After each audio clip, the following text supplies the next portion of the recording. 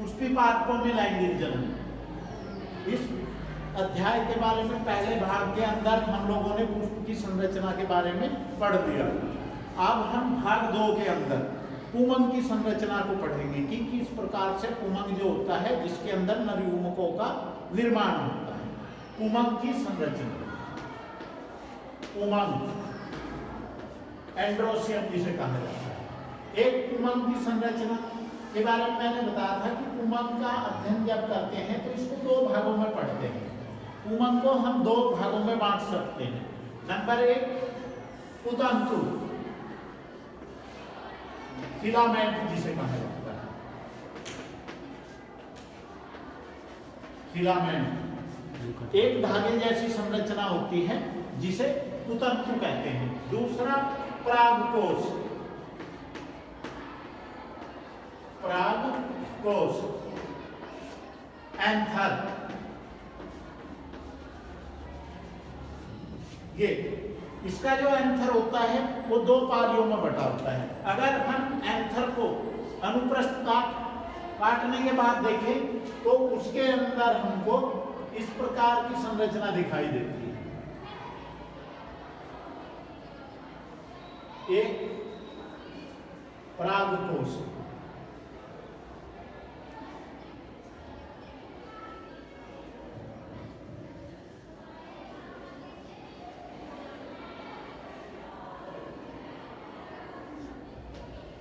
इस प्रकार से ये 2 पालियों में बटा होता है।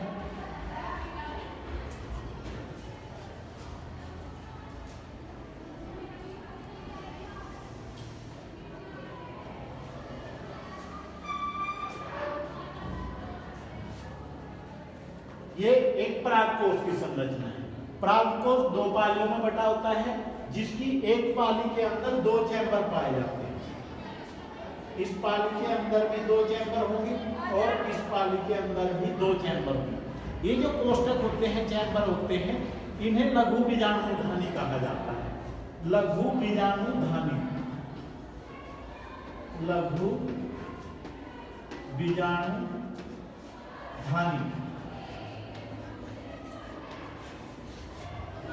लघु बीजाणुधानी के अंदर लघु बीजाणुओं का निर्माण होता है और लघु बीजाणु जो होता है वो नरयुग्मक होता है। अब हम देखते हैं कि लघु बीजाणुधानी के अंदर किस प्रकार से लघु बीजाणुओं का निर्माण होता है।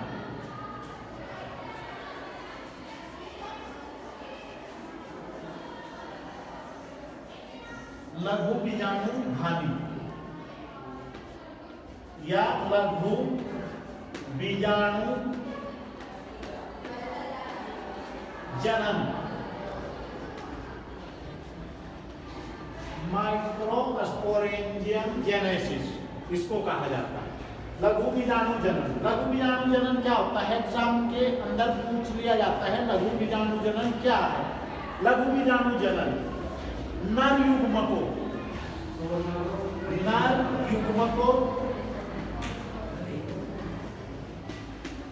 या बीजाणुओं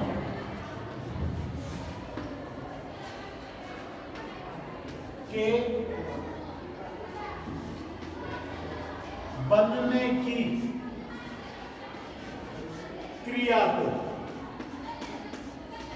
बनने की क्रिया को या निर्माण की क्रिया को लघु बीजाणु जनन, लघु बीजाणु जनन कहा जाता है। लघु बीजाणु जनन कहा जाता है।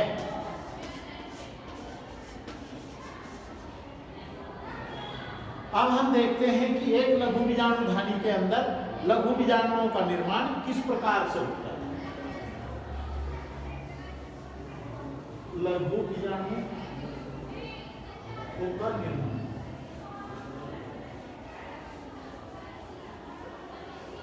परागकोश की संरचना हम लोगों ने देख ली है। परागकोश के अंदर, परागकोश के अंदर जो होती है बहुत सारी कोशिकाएं पाई जाती हैं। उन बहुत सारी कोशिकाओं में से एक कोशिका होती है जिसे कहा जाता है अधोस्तरीय कोशिका। अधोस्तरीय कोशिका, अधोस्तरीय कोशिका, या जिसको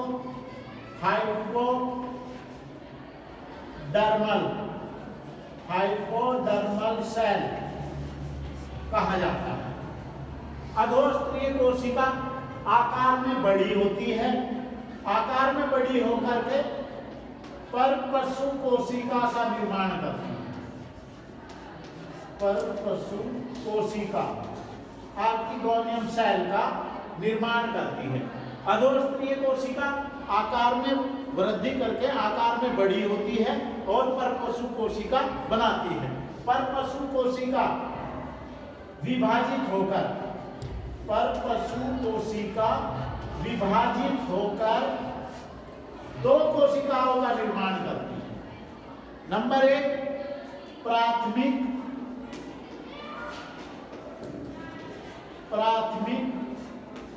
भित्तीय कोशिका, प्राथमिक भित्तीय कोशिका, प्राइमरी पैराइटल सेल। दूसरा प्राइमरी या प्राथमिक पूंबीजाणु, प्राथमिक पूंबीजाणु कोशिका। अधोस्तरीय कोशिका आकार में वृद्धि करके परपशु कोशिका का निर्माण करती है। परपशु कोशिका विभाजित होकर के दो कोशिकाओं का निर्माण करती है, जिसमें पहली प्राथमिक भित्तीय कोशिका और दूसरी प्राथमिक पूंबीजाणु कोशिका होती है। प्राथमिक भित्तीय कोशिका जो होती है ये बारंबार विभाजित होकर के लगातार इसके अंदर विभाजन चलता रहता है और कोशिकाओं के कई स्तर बना लेती है। ये कोशिकाओं के लगभग 3 स्तर बनाती है। कितने स्तर बनाए? 3 स्तर। नंबर 1 बाह्य स्तर, नंबर 2 मध्य स्तर। मध्य स्तर जो होता है ये मध्य स्तर लगभग 3 लेयर का बना होता है, 1 से 3 लेयर का, 1 से 3 स्तरों का होता है। और तीसरा होता है टेपिटम। इसका कार्य बोर्ड की परीक्षाओं के अंदर बहुत पूछता है। टेपिटम का कार्य क्या है? प्राथमिक भित्तीय कोशिका ये 3 स्तर बनाती है। सबसे बाहर की ओर ये बाह्य स्तर होता है। इसका कार्य प्रोटेक्शन प्रदान करना है, ये सुरक्षा का कार्य करता है। और जो मध्य स्तर है, मध्य स्तर 1 से 3 स्तरों का बना होता है।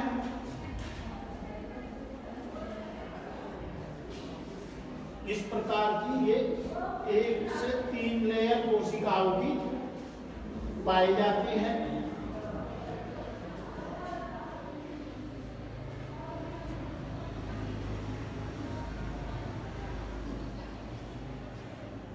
एक से 3 लेयर।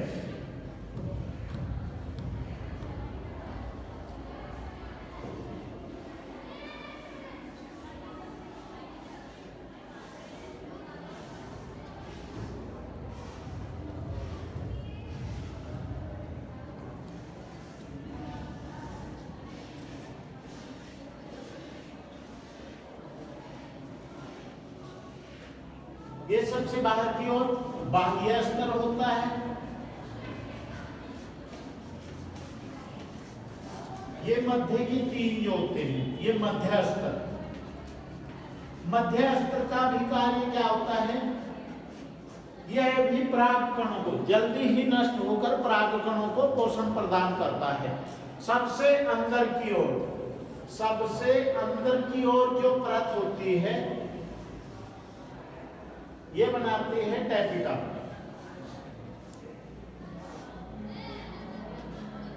ये टैपिटम है और टैपिटम का कार्य परीक्षा के अंदर सबसे ज्यादा पूछा जाता है। टैपिटम का क्या कार्य है? टैपिटम विकसित हो रहे परागकणों को पोषण प्रदान करता है। विकसित होते हुए परागकणों को पोषण प्रदान करना टैपिटम का कार्य है। इसके बाद जो प्राथमिक पुंबीजाणु जनन कोशिका है, प्राथमिक पुंबीजाणु जनन कोशिका, ये कोशिका, इस कोशिका के अंदर समसूत्री विभाजन होता है। प्राथमिक पुंबीजाणु जनन कोशिका के अंदर समसूत्री विभाजन होता है। समसूत्री विभाजन होकर के ये लघु बीजाणु मात्र कोशिका का निर्माण करती है। स्पोरेंजियम मदर सेल, MMC, लघु बीजाणु मात्र कोशिका का निर्माण करती है।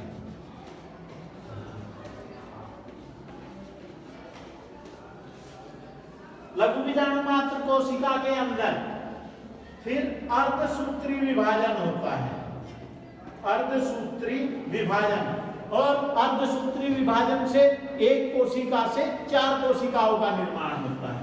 तो इस प्रकार से एक कोशिका से 4 कोशिकाओं का निर्माण होता है। फिर इन चारों से फिर 4 कोशिकाओं का निर्माण होगा। इस प्रकार से पूरा लघु बीजाणु धानी जो है वो पूरी की पूरी परागकणों से भर जाती है और पूरी लघु बीजाणु धानी के अंदर परागकण बहुत सारे बनते हैं। इस प्रकार से लघु बीजाणु धानी के अंदर परागकणों अर्थात नर युग्मकों का निर्माण होता है। अब इसके बाद हम लोग देखते हैं एक परागकण की संरचना। एक परागकण की संरचना, इसको जल्दी से नोट्स कर लीजिए।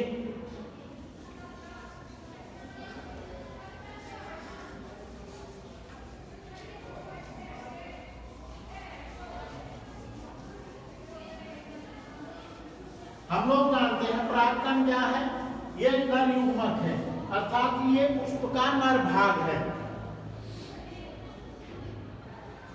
परागकण की संरचना,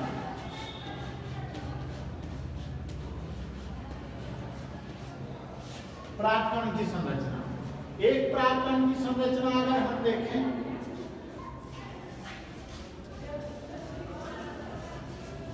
एक परागकण के अंदर ये एक बाह्य स्तर होता है जिसको बाह्य चोल, एक्साइन कहा जाता है। एक्साइन बाह्य चोल और एक अंतःचोल, अंतःचोल जिसे इंटाइन कहा जाता है। इन 2 स्तरों से बना होता है एक परागण। परागण का जो बाह्य चोल होता है इसके ऊपर जनन छिद्र पाए जाते हैं, जर्म स्पोर्स पाए जाते हैं, इनको बोलते हैं जनन छिद्र। जनन छिद्र, और जनन छिद्रों के अंदर से ही परागनलिकाओं का निर्माण होता है। परागनलिका बनेगी तो इन्हीं जनन छिद्रों से बाहर निकलेगी और बीजांड के अंदर प्रवेश करेगी। जनन छिद्र जो परागकण का बाह्य चोल होता है, ये एक बहुत ही प्रतिरोधक जैविक प्रतिरोधक पदार्थ से बना होता है जिसका नाम है स्पोरोपोलेनिन। स्पोरोपोलेनिन,